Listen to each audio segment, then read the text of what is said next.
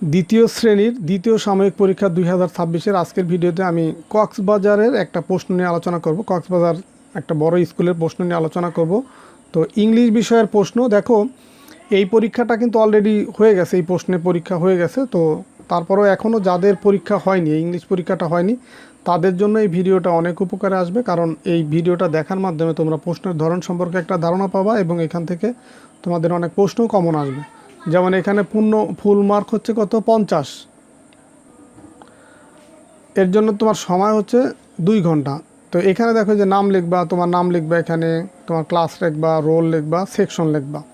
আর এটাই যে প্রশ্নটা দিবে এখানে উত্তর লিখতে হবে, আলাদা খাতা দেওয়া হবে না, এই খাতায় উত্তর হবে। তো এটা স্কুল ভেদে ভিন্ন রকম হতে পারে, যে কোনো স্কুলে আলাদা খাতা দেবে, আবার কোনো স্কুলে প্রশ্নের উপরে উত্তর দিতে হয়। যেমন এখানে দেখো, write Bangla meaning of the following word, 5টা এই বাংলা অর্থ লিখতে হবে। যেমন ভিলেজ অর্থ কী, ভিলেজ অর্থ হচ্ছে গ্রাম, তুমি এখানে লিখবা।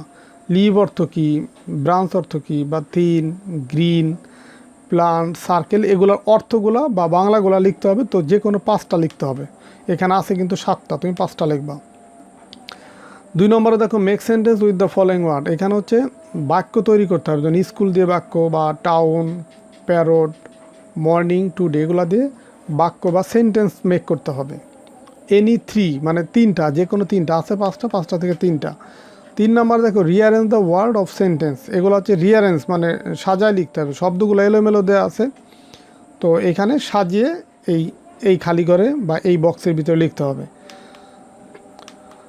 4 নম্বরে, fill in the gaps, the dash is blue, তো এখানে কি হবে, দ্য স্কাই ইজ ব্লু মানে আকাশ নীল। তো এইভাবে বাকিগুলো এই যে শূন্যস্থানে সঠিক শব্দ বসিয়ে পূরণ করতে হবে। 5 নম্বরে দেখো, write the rhymes 4 line to little bird, মানে এই যে 2 লিটিল বার্ড যে কবিতাটা আছে সেটার হচ্ছে 4 লাইন এখানে লিখতে হবে। যে 4টা ঘর আছে, যে 1টা 2টা 3টা 4টা, এই 4টা ঘরে বা 4টা বক্সে 4 লাইন লিখতে হবে। Answer the following question, what day comes after Monday, মানে সোমবারের পরের দিন কি সেটা লিখবা এখানে। ডু ইউ লাইক ব্যানানা, তুমি কি ব্যানানা লাইক করো, তো এটা উত্তর এখানে লিখবা। রাইট 3 কালার্স নেম, মানে 3টা রঙের নাম এখানে লিখবা।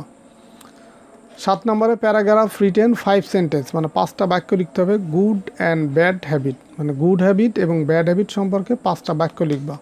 তো এই ছিল আজকের আলোচনার বিষয়। তো আশা করি যাদের এখনও এই ইংলিশ পরীক্ষাটা হয়নি তাদের জন্য এই ভিডিওটা অনেক উপকারে আসবে এবং এখান থেকে তোমরা কিছু প্রশ্ন কমন পাবো। তো ঠিক আছে, সবাই ভালো থাকো, সুস্থ থাকো, আল্লাহ হাফেজ।